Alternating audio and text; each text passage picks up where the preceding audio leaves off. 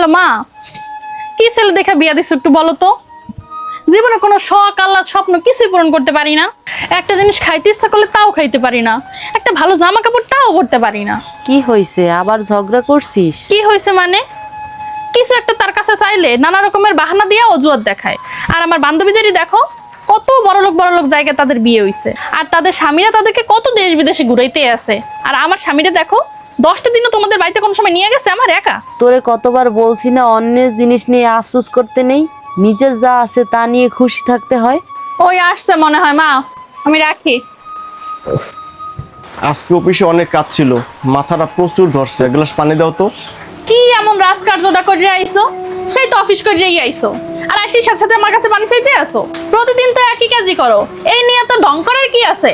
টেবিলে বসে রইছো, এই যে জগ আছে, এই যে গ্লাস আছে, নিজে পানি ঢালিয়া খাইতে পারো না? যত সব।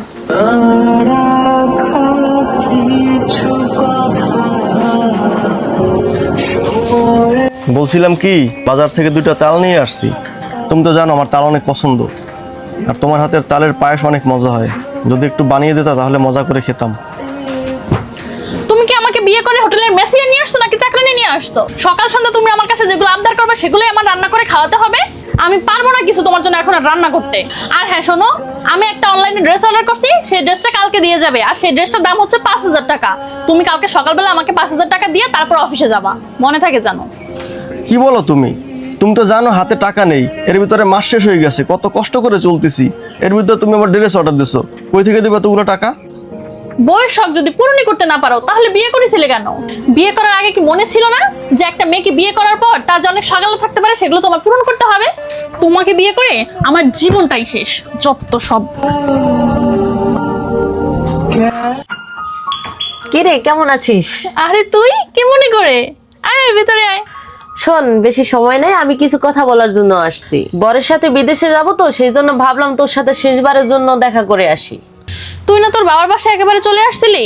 তোর বাবার তো অনেক টাকা পয়সা আছে, তাহলে আবার তুই তোর স্বামীর কাছে চলে গেলি কেন?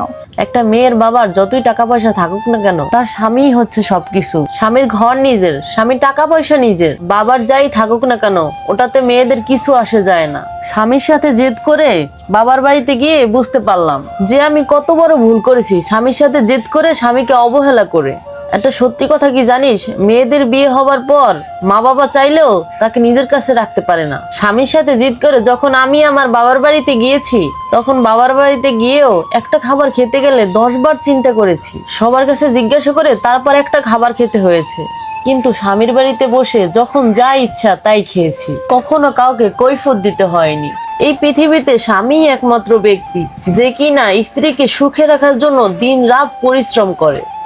আচ্ছা আসি, হ্যাঁ ভালো থাকিস।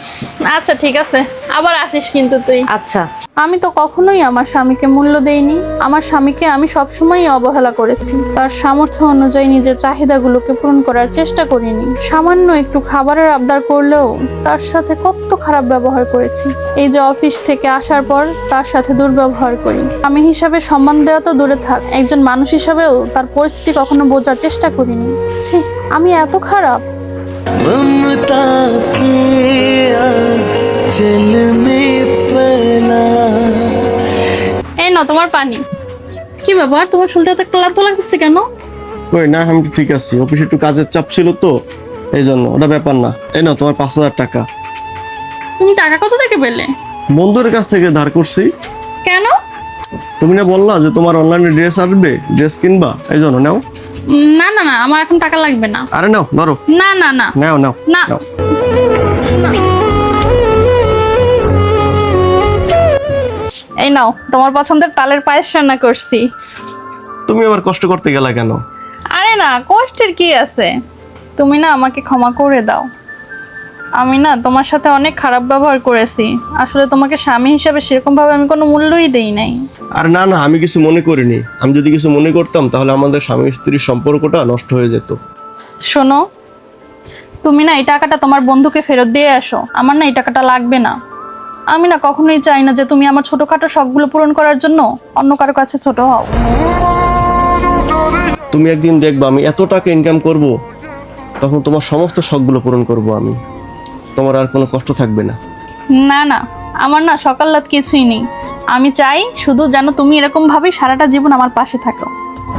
অন্যের সুখ শান্তি আর বিলাসিতার জীবন দেখে কখনোই আফসোস করতে হয় না। স্বামী থাকতে প্রতিটা মেয়েরই তার স্বামীর মূল্য দেওয়া উচিত, এবং সময় থাকতে থাকতে প্রতিটা মেয়েরই তার স্বামীর মূল্য দেওয়া উচিত।